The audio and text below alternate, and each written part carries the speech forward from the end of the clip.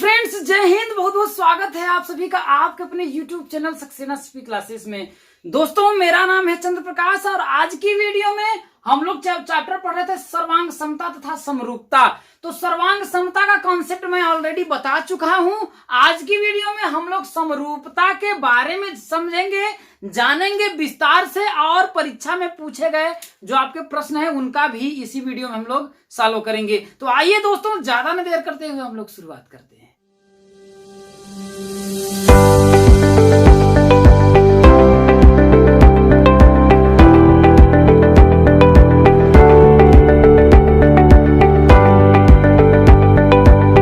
अब जैसा कि दोस्तों देखिए, समरूपता जिसको बोलता है सिमिलरिटी बोला जाता है।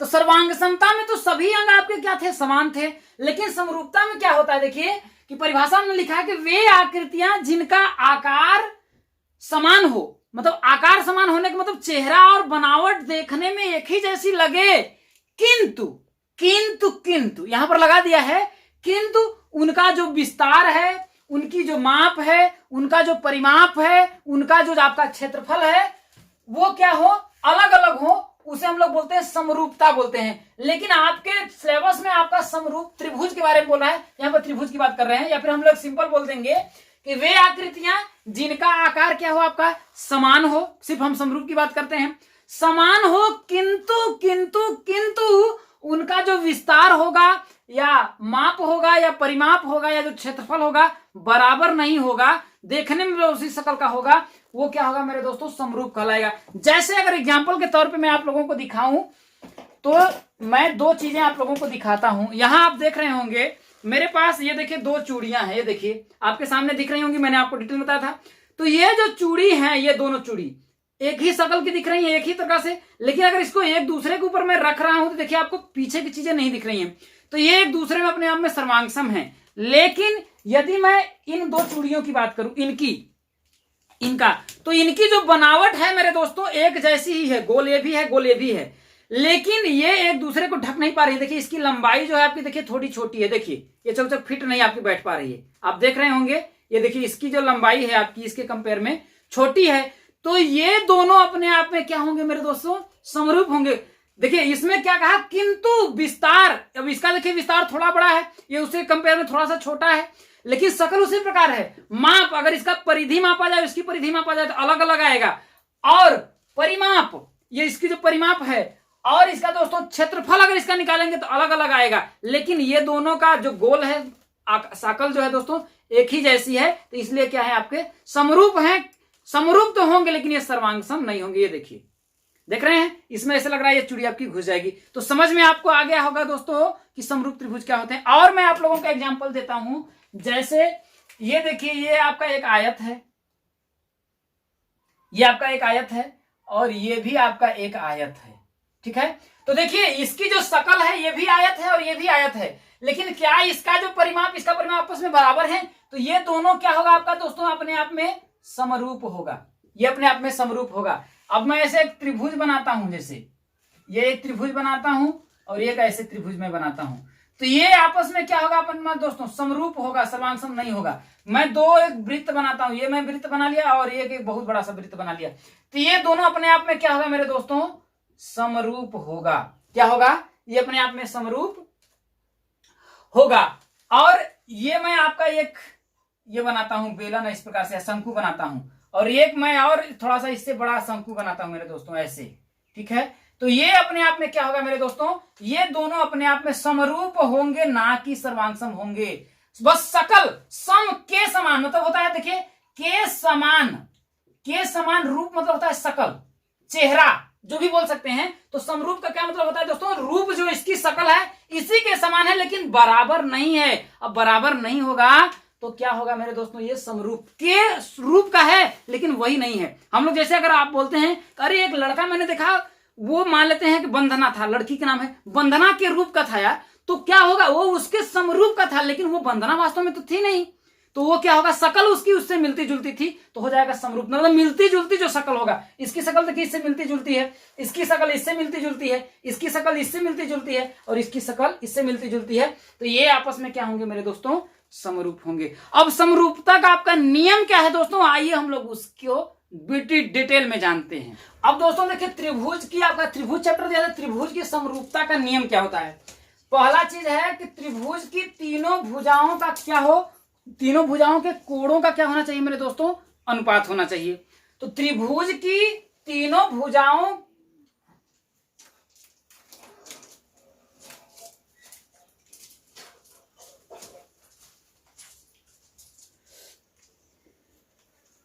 अब दोस्तों देखिए त्रिभुज की समरूपता का नियम क्या होता है। देखिए त्रिभुज ही दिया, त्रिभुज के बारे में हम लोग पढ़ेंगे कि पहला जो नियम होता है कि त्रिभुज की दो अगर त्रिभुज हैं उनकी भुजाओं का अनुपात बराबर हो, ना कि भुजाएं बराबर हो तब वो होगा। जैसे मैं ले लेता हूं, आपका दो त्रिभुज हो जाएगा, दो त्रिभुज मैंने ले लिया, आपका ये त्रिभुज हो गया, ये आपका हो गया ए बी सी, और दूसरा जो आपका है त्रिभुज ये आपका मान लेते हैं पी क्यू आर हो गया। तो ये दोनों त्रिभुज समरूप होंगे यदि ए बी बटा के पी क्यू, ध्यान रखिएगा ए बी बटा पी क्यू, क्योंकि अनुपात ए बी बटा पी क्यू का जो मान आए वो मान बराबर हो ए सी बटा के पी आर, क्या होगा ए सी बटा के पी आर, और बीसी बटा के क्या हो जाएगा क्यू आर।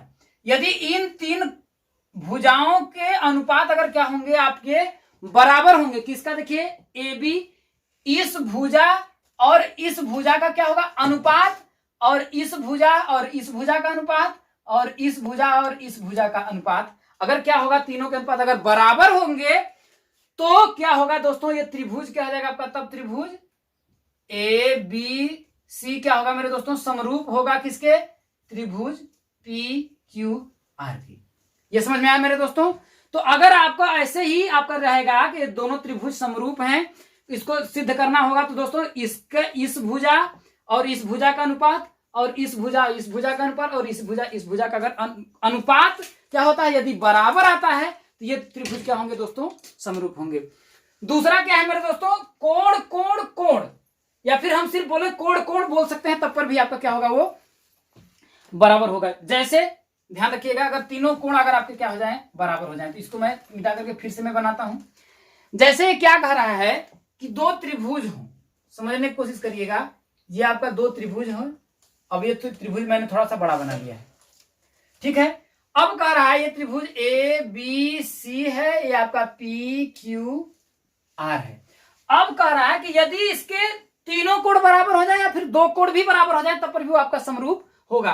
तो ध्यान रखिए, अगर मान लेते हैं ये कोण, अब मैं क्यों कह रहा हूं कि दो कोण ही अगर आपके बराबर हो जाए तो त्रिभुज समरूप हो जाएगा, इसलिए हो जाएगा। देखिए अगर कोण बराबर होने का मतलब नहीं है कि त्रिभुज ही बराबर हो जाएगा, कोण बराबर होने का मतलब ये नहीं है कि त्रिभुज बराबर हो जाए। क्यों, क्योंकि अगर मान लेते हैं मैं 7 7 7, ये भी 7 है, ये भी 7 है, ये भी 7 है, अगर ये है और एक त्रिभुज में मान ले लिया आपका देखिए 2 2 2 का, तो इसका भी एंगल क्या होगा, 60 60 60 होगा, और इसका भी एंगल आपका क्या होगा, 60 60 60 होगा। लेकिन ये देखिए, ये देखने में तो सिमिलर मिल रहा है, ये अपने आप में एक समरूप तो होंगे मगर सर्वांग सम नहीं होंगे, क्योंकि इनका जो परिमाप है इनके बराबर अलग है, सिर्फ कोण क्या है आपके बराबर है। इसलिए कह रहा है यदि तीनों कोण अगर बराबर हो जाएं तब ये त्रिभुज समरूप होगा, ठीक है। क्या होगा मेरे दोस्तों, समरूप हो जाएगा। अब इसको अगर आपको कह रहे हैं, मैं ये बोल रहा हूं अगर दो ही कोण अगर आपके बराबर हो, क्या हो मेरे दोस्तों, यदि मैं कहूं कि ये कोण मान लेते हैं आपका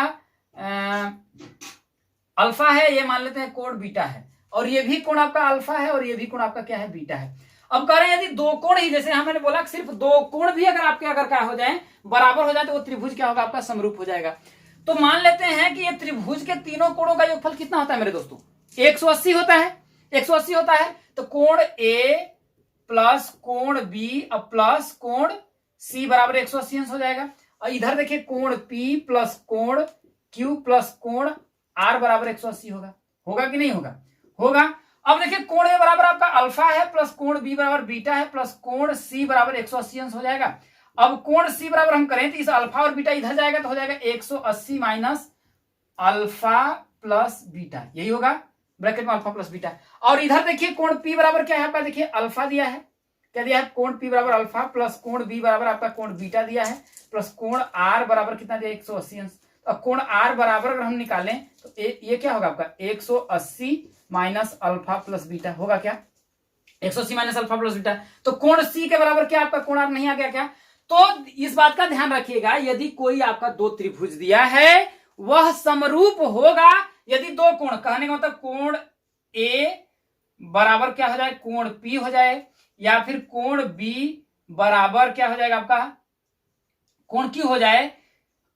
तो या फिर देखिए तीनों दिया तो तीनों मान लेंगे, कोण सी बराबर क्या हो जाए, कोण आपका आर हो जाएगा। तो ये दोनों त्रिभुज ए बी सी क्या होगा, समरूप होगा किसके, त्रिभुज पी क्यू आर के। क्या होगा मेरे दोस्तों, कोण ए बी सी क्या होगा आपका, समरूप होगा कोण पी क्यू आर के। ये दूसरा नियम है। और तीसरा नियम क्या है मेरे दोस्तों, साइड एंगल साइड, मतलब भुजा कोण भुजा क्या होगा आपका का अनुपात बराबर हो, भुजाएं बराबर ना हो, उनका अगर अनुपात क्या है दोस्तों बराबर आ जाता है तो वो क्या होंगे, दोनों अपने आप में एक समरूप त्रिभुज होंगे। कैसे, आइए मैं इसको भी आपको सारा प्रूफ करके बताता हूं, ये आपको समझ में आपको आ गया होगा।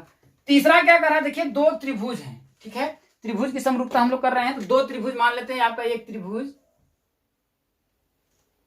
ये हो गया और आपका ये त्रिभुज ये हो गया। ये त्रिभुज आपका ए बी सी है, ये आपका है पी क्यू आर है, दो आपका त्रिभुज हो गए।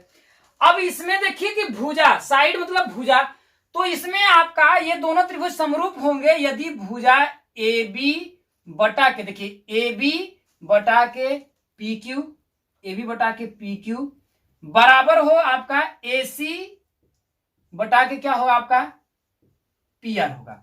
तो ए बी, देखिए अनुपात की बात मैं कर रहा हूं, अनुपात में तो ए बी मतलब ये वाली भुजा और इस भुजा का अनुपात जो मान आए, और इस भुजा और इस भुजा का अनुपात, और ये कोण क्या, कोण ए बराबर कोण क्या हो आपका पी हो।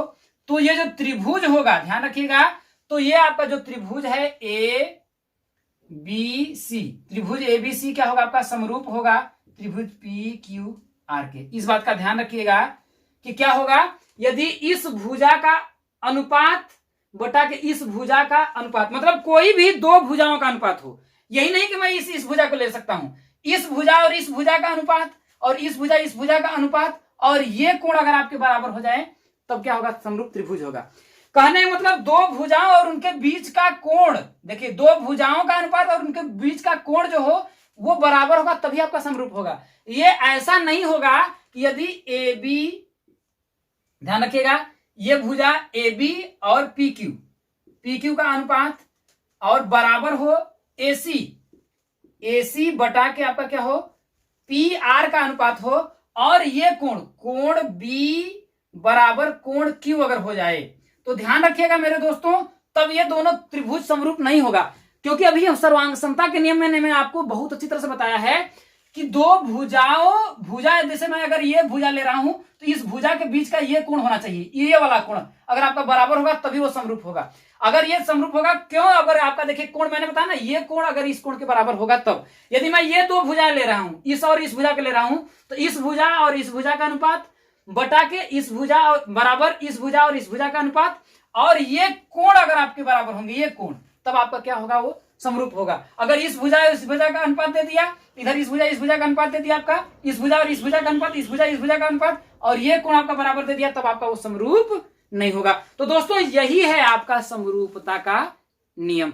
आइए दोस्तों परीक्षा में पूछे गए हम कुछ प्रश्नों को सॉल्व करते हैं और अच्छी तरह से आप लोगों को क्लियर हो जाएगा। अब दोस्तों देखिए आपका क्वेश्चन क्या कर रहा है, देखिए दो समरूप त्रिभुज के क्षेत्रफल का अनुपात 25:36 है, तो उनकी ऊंचाइयों का अनुपात ज्ञात कीजिए। तो इसको जानने से पहले दोस्तों, अगर कोई दो समरूप अगर त्रिभुज होगा तो ध्यान रखिएगा उसके क्षेत्रफलों का, भाई ये दोनों त्रिभुज आपके समरूप होंगे यदि इनके क्षेत्रफलों का अनुपात बराबर होगा, इनकी ये जो लंबाई है ए बी स्क्वायर बटा के पी क्यू का स्क्वायर, ये बराबर होगा ए सी स्क्वायर बटा के पी आर स्क्वायर, भाई ए सी की स्क्वायर बटा के पी आर स्क्वायर के इसके अनुपात के, और बराबर होगा बीसी का स्क्वायर बटा के क्यू आर के स्क्वायर के बराबर होगा उसकी ऊंचाइयों का अनुपात। मतलब इतनी चीजें आपकी क्या होंगी, बराबर होंगी। मेरी बात को समझने की कोशिश करिएगा कि मैं ये बता रहा हूं कि अगर आपके दो त्रिभुज होंगे, अगर वे समरूप होंगे तो उनके क्षेत्रफलों का अनुपात जो आएगा, मान लेते हैं इसके क्षेत्रफल का जो अनुपात आएगा वो आपका बराबर होगा यदि इसकी इस लंबाई और इस लंबाई का अनुपात करेंगे उस अनुपात के बराबर होगा, या फिर इसके और इसके स्क्वायर और इसके स्क्वायर के अनुपात करेंगे तो जो मान आएगा वह मान बराबर होगा, या फिर इसका ये जो साइड है इसकी वर्क करेंगे और इसका वर्क करके जो अनुपात ज्ञात करेंगे वो मान बराबर होगा, या फिर इसकी जो ऊंचाई है इन दोनों ऊंचाइयों के अनुपात के क्या होगा आपका बराबर होगा। दोस्तों ये बात समझ में आ गई। या फिर अगर परिमाप ज्ञात करते हैं, जैसे परिमाप ज्ञात करते हैं तो इस भुजा और इस भुजा के अनुपात के बराबर होगा, मतलब कि ये तो अगर इस त्रिभुज का पूरा जो परिमाप ज्ञात करेंगे और इस त्रिभुज का पूरा जो हम परिमाप ज्ञात करेंगे वो परिमाप ज्ञात करने के बाद जो मान आएगा वह मान जो मान आपका मान लेते हैं आता है 1/2, तो 1/2 इसकी ये भुजा और इस भुजा का परिमाप कर ज्ञात करेंगे, मतलब रेशियो ज्ञात करेंगे तब पर भी वो 1/2 ही आएगा। और AC बटा के PR और AC बटा के अगर PR का जो मान आएगा वह भी 1/2 ही आएगा, और QR बटा के BC का जो मान आएगा वह भी 1/2 आएगा, और H1 बटा के H2 का मान भी 1/2 आएगा। कहने का मतलब ये है कि इसका जो परिमाप का जो रेशियो होगा, इसका जो रेशियो होगा, इसका जो रेशियो होगा, इसका जो रेशियो होगा, सभी क्या होगा आपका दोस्तों बराबर होगा। और इसमें भी त्रिभुज का क्षेत्रफलों का जो अनुपात ज्ञात करेंगे, अगर मान लेते हैं कुछ आपका क्षेत्रफल इसका है कुछ उसका क्षेत्रफल, मान लेते हैं उसका क्षेत्रफल मान लेते हैं अगर आपका P आया है तो इसका स्क्वायर और इसका स्क्वायर का अनुपात करेंगे तब पर भी फिर आपका P आएगा, और इसका स्क्वायर और इसका स्क्वायर करेंगे तब फिर भी आपका P आएगा। तो ये बातें आपको समझ में आ गई होंगी। तो वही क्वेश्चन आपका क्या कर रहा है, हम इसको सॉल्व करते हैं, समझ गए होंगे आपकी बातों को। दो समरूप त्रिभुज के क्षेत्रफलों का अनुपात इतना है, उनकी ऊंचाइयों का अनुपात ज्ञात करिए। तो दोस्तों त्रिभुज के क्षेत्रफल, तो यहां पर हम लोग हल करते हैं। देखिए त्रिभुज का मान लेते हैं त्रिभुज ABC हो गया, मतलब त्रिभुज का क्षेत्रफल, या फिर पहले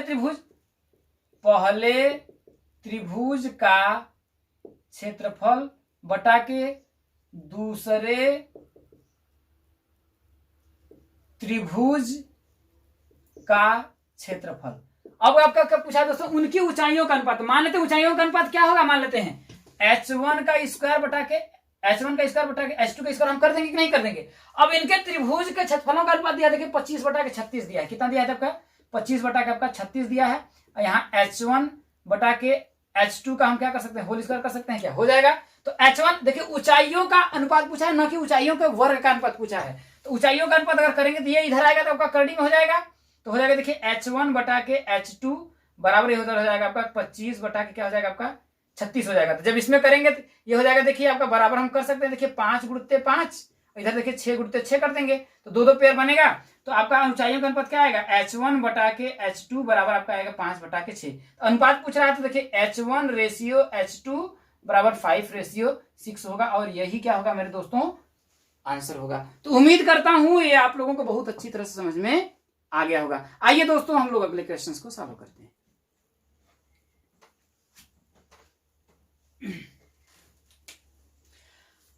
अब दोस्तों देखिए अगला क्वेश्चन आपका क्या कर रहा है, देखिए कि दो त्रिभुज ABC तथा DEF समरूप हैं। अब हम लोग दो त्रिभुज बना लेते हैं आपका। देखिए ये दो त्रिभुज हमने बना लिया ABC, और अगला आपका जो एक त्रिभुज है वो है मेरे दोस्तों DEF। अब ये कह रहा है कि ये दोनों त्रिभुज क्या है आपका समरूप है, उसने बता दिया है। अब यदि AB की जो लंबाई है दोस्तों 1.2 सेंटीमीटर है, ठीक है, और DE ये वाली जो लंबाई आपका 1.4 सेंटीमीटर है, यही है। तो त्रिभुज ABC और त्रिभुज DEF के क्षेत्रफल की तुलना कीजिए।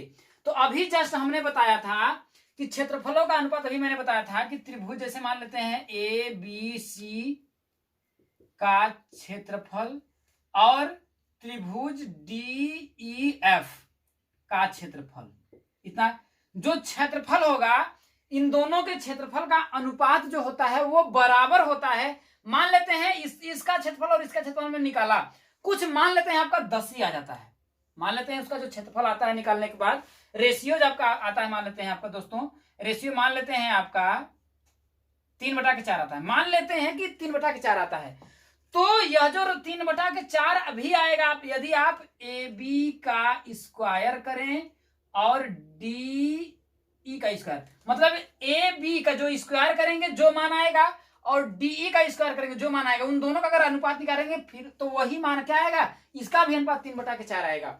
और यही मान आएगा यदि आप क्या करेंगे, बराबर क्या है आपका, देखिए एसी का स्क्वायर बटा के क्या है आपका डीएफ का स्क्वायर करेंगे, जो मान आएगा वही मान 3/4 इसका भी आएगा। और वही मान आएगा आपका क्या होगा, बीसी का स्क्वायर बटा के क्या हो जाएगा ईएफ का स्क्वायर आएगा। और वही मान क्या होगा, अगर इन दोनों को मान लेते हैं एक लंबाई अगर ऊंचाई देते हैं, ये मान लेते हैं आपका h1 है, यही मान लेते हैं आपका h2 है, तो h1 स्क्वायर बटा के h2 स्क्वायर, मतलब इन दोनों का ऊंचाइयों का अगर वर्ग करेंगे, वर्ग करने का अनुपात ज्ञात करेंगे तो वही 3/4 ही आएगा।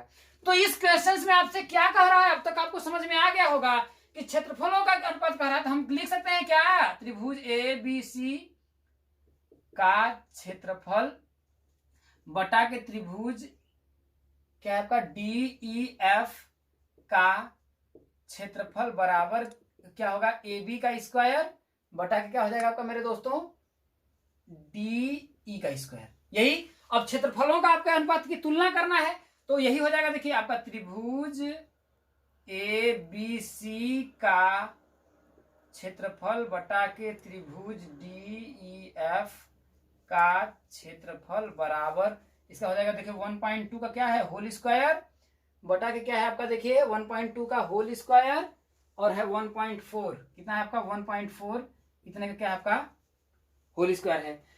तो जब आप इसका वो करेंगे मेरे दोस्तों तो हो जाएगा, देखिए त्रिभुज ए बी सी का क्षेत्रफल बटा के त्रिभुज डी ई एफ का क्षेत्रफल बराबर 1.2 में 1.2 का गुणा करेंगे तो क्या हो जाएगा आपका, देखिए 1.44 आएगा बटा के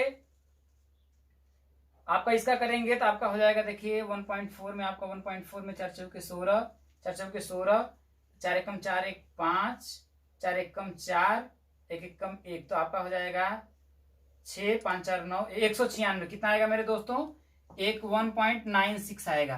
तो यही जो आपका क्षेत्रफलों का क्या कह रहा है, देखिए तो उनकी तुलना करना है, तो तुलना करेंगे तो क्या हो जाएगा दोस्तों, त्रिभुज ए बी सी का क्षेत्रफल रेशियो अगर करेंगे तो त्रिभुज डी ई एफ का क्षेत्रफल बराबर अगर हम इसको करें तो मेरे दोस्तों तो देखिए हो जाएगा, देखिए दोनों में 100 का गुणा कर देंगे तो हो जाएगा, देखिए 144 अनुपात 196, 144 अनुपात 196 होगा। इसमें से यदि आपको कुछ काटना है तो यहीं पर काटेंगे, इससे देखिए दशमलव हम चाहे तो हटा दें, तो इसको काटना होगा तो देखिए अगर हम 2 से काटें तो आपका कितना हो जाएगा 72 हो जाएगा, यहाँ हो जाएगा 9 दूना 18 8 दूना के 16, फिर 2 से काट करिए 36 होगा, यहाँ करेंगे तो 4 दूना 8 9 दूना के 18, तो क्या हो जाएगा आपका, देखिए आएगा आपका, इसको अगर हम कट करेंगे तो क्या हो जाएगा 36:49 में आएगा। और यही क्या होगा मेरे दोस्तों आंसर हो जाएगा, उनके क्षेत्रफलों का अनुपात हो जाएगा मेरे दोस्तों। तो उम्मीद है दोस्तों आप लोगों को बहुत ही अच्छी तरह से समझ में आया होगा। तो दोस्तों इस वीडियो की यहीं पर समाप्ति करते हैं और उम्मीद नहीं पूरा विश्वास है आप लोगों को बहुत ही अच्छी तरह समझ में आया होगा। और अगले वीडियो में आपका प्रश्नावली में जो भी क्वेश्चन दिया है उन सभी प्रश्नों को हम लोग सॉल्व करेंगे। तो दोस्तों चैनल पे नए होंगे तो मेरा मनोबल बढ़ाने के लिए चैनल को सब्सक्राइब कर दीजिएगा और वीडियो यदि आप लोगों को पसंद आई हो तो वीडियो को जरूर शेयर करिएगा। फिर मिलेंगे दोस्तों अगले वीडियो में, तब तक के लिए दोस्तों जय हिंद, वंदे मातरम।